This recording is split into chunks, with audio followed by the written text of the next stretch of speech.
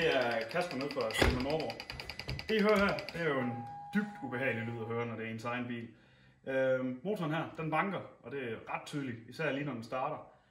Det her det er en 535D F11, og der er det desværre ikke så unormalt et problem det her, at de tager plejelejer.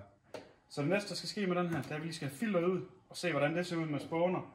Og derfra arbejder vi os videre lige af med bundkar, så skal vi se til de plejelejer, hvordan de har det.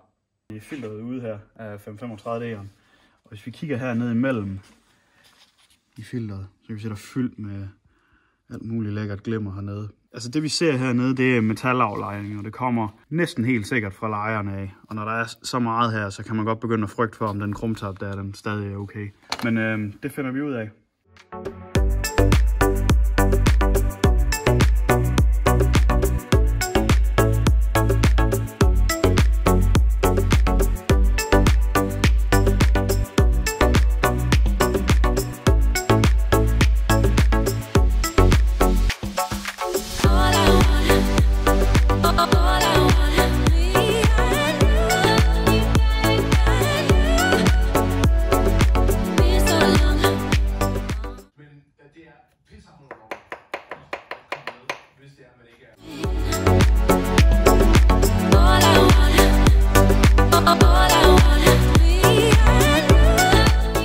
Lidt som forudset, så er det galt hernede ved lejerne. Hvis I kommer tættere herind og ser, så kan I se, at det er helt galt her på cylinder 3. Der har den taget plejelejet.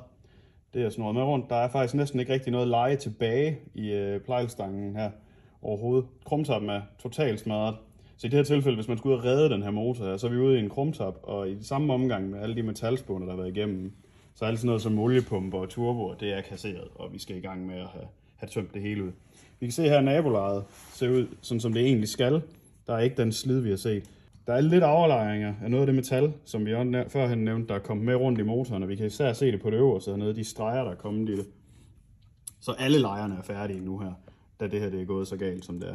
Det her, det kommer af manglende smøring af det leje her, og de problemer, de stammer lidt forskellige steder fra.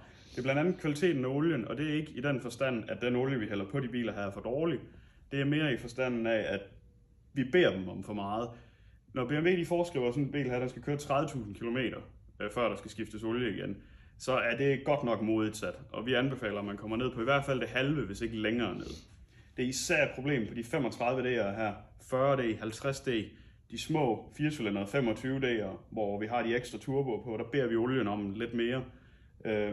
Problemet her, det kan forebygges ved, at vi tager at skifte olie noget oftere, og så selvfølgelig også, at når vi er i gang med kædeskift på de biler her, som vi er, at vi så tager lige og tjekker lejer igennem, og det er især på dem med flere turboer.